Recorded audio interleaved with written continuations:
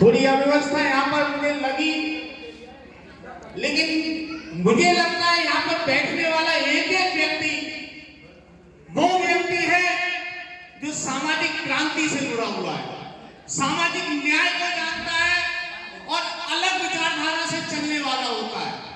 क्योंकि ये वो लोग नहीं है जो भीड़ के साथ चलने वाले लोग हैं, क्योंकि भीड़ तो मंदिरों की ओर जा रही है, लेकिन ये सावित्रीबाई फुले वो महिला थी जिन्होंने भीड़ को मंदिरों से लौटा करके आज स्कूलों की तरफ देखा। ये सावित्रीबाई फुले की देन है। क्या क्या नहीं हुआ था इनके साथ। एक चर्चा यहां चल रही थी, बड़ा दुख भी हुआ कि अंबेडकर बड़े, सावित्रीबाई फुले बड़ी, ज्योतिबा फुले बड़े, छत्रपति साहूजी महाराज बड़े। ये चर्चा नहीं है। चर्चा इस बात की होनी चाहिए कि इन लोगों ने क्या त्याग किया, क्या समर्पण किया, किस तरीके से, किस दौर से गुजरी होंगी। क्योंकि आज मैं शिक्षक हूं तो मैं आज जानता हूं कि आज जब घर से लड़की निकलती है पढ़ने के लिए तो लोग कहते हैं, महिलाएं कहते हैं, देखो कलेक्टर नहीं बनने जा रही है। ये आज की स्थिति है, आजादी के 75 साल की स्थिति है। तो सोचिए जब सावित्रीबाई फुले घर से निकली होंगी तो उनके साथ क्या हुआ होगा। क्योंकि उस समय तो मनमानी व्यवस्था के तहत पढ़ने की आजादी नहीं थी, पढ़ने की आजादी नहीं थी। नहीं देखिए, अगर ये चर्चाएं नहीं हो सकती तो बेकार है। मंच सजाना, पैसे खर्च करना और कोई संदेश ना लेकर के जाए तो कोई फायदा नहीं है। ये महिलाएं आई हैं, इन महिलाओं में बहुत सी ऐसी महिलाएं होंगी जो सावित्रीबाई फुले का नाम पहली बार सुना होगा। हम मंदिरों में उन देवी देवता को तो पूछते हैं, लेकिन उस सावित्री मां को नहीं पूछते जिनकी वजह से ये महिलाएं घर से निकलना शुरू हुई। क्योंकि जब सावित्रीबाई फुले पहली बार निकली थी तो याद करिए, उनके ऊपर कंकड़ डाले गए, उनके ऊपर पत्थर फेंके गए, उनके ऊपर गोबर फेंका गया, उनके ऊपर कीचड़ फेंका गया। और जब वो घर से निकली थी तो साथ में एक बैग तो चलते ही नहीं थे, एक कट्टे में एक साड़ी और लेकर के जाती थी, क्योंकि जाते समय साड़ी खराब हो जाती थी, पढ़ने के बाद वो साड़ी बदल के आती थी। सोचिए, एक 9 साल की बच्ची, 9 साल, मात्र 9 साल, कक्षा 5 या 6 में बच्चा पढ़ता है, 5 में भी नहीं पढ़ता है। अगर बेसिक की बात करें तो कक्षा 4 में पढ़ने वाली बच्ची की शादी हो जाए तो लोग घरों से निकलना बंद हो जाते हैं। और उन्होंने जिद की अपने पति से कि मैं पढ़ना चाहती हूँ। उस समय पर पढ़ने की आजादी मांगी जिस समय महिलाओं को घर से निकलने की आजादी नहीं थी। साथियों,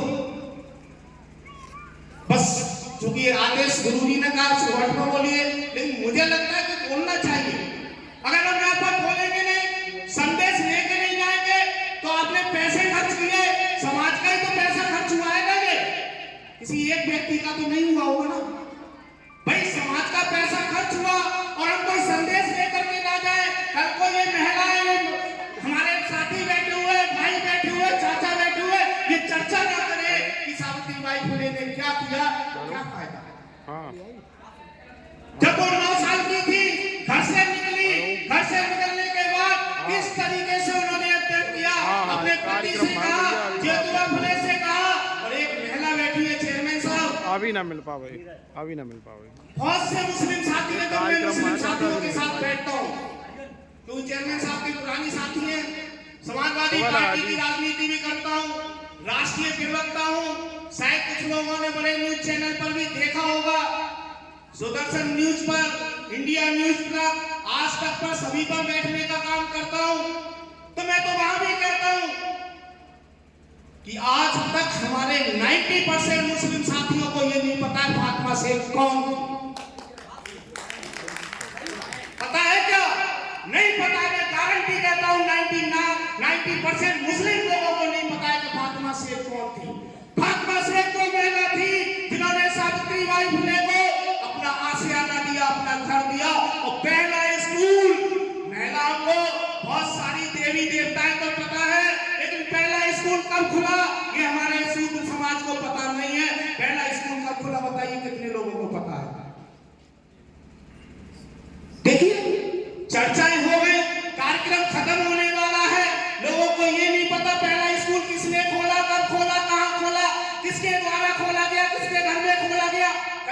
डाल दिए मैंने एक बार में।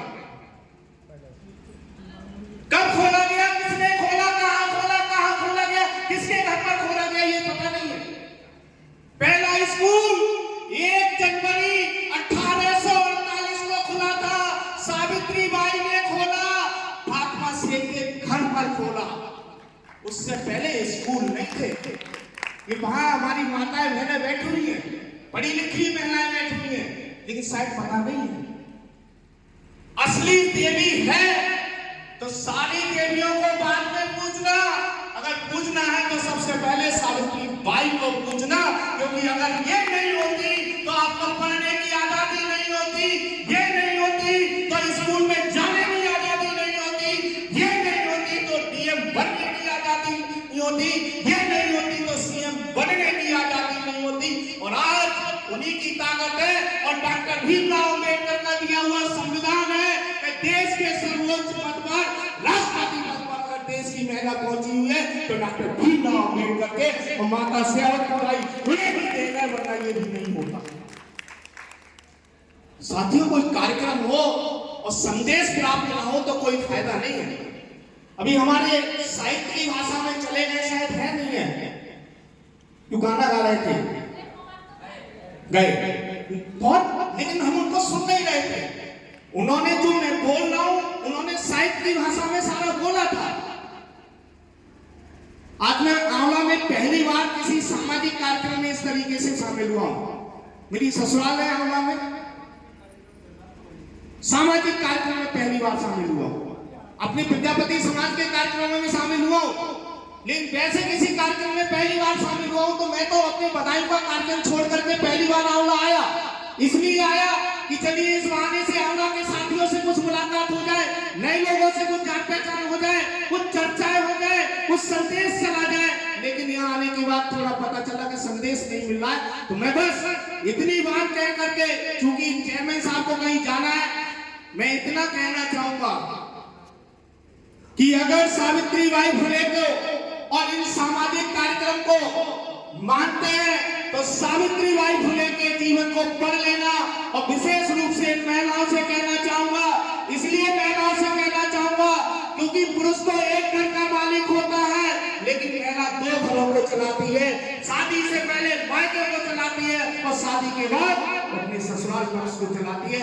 इसलिए महिलाओं की ड्यूटी है कि महिलाओं का कर्तव्य है कि सावित्रीबाई फुले को पढ़ लेना, तो निश्चित रूप से आने वाले समय में आपके बच्चों को कामयाबी से कोई नहीं रोक सकता।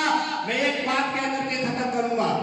चेयरमैन साहब, एक बात बहुत इंपॉर्टेंट है, मेरी बड़ी वायरल है, ये बहुत वायरल है, ये बस 30 सेकंड की बात है, बहुत वायरल हुआ था मैं इसको लेकर के। मैं कहता हूं वीडियो कर रही है, ये वीडियो जाएगी और वायरल होती है, हर प्रोग्राम से मैं ये बात जरूर कहता हूं कि एक शराबी पिता अच्छा है। सुनिएगा भैया जरा, एक शराबी पिता अच्छा है।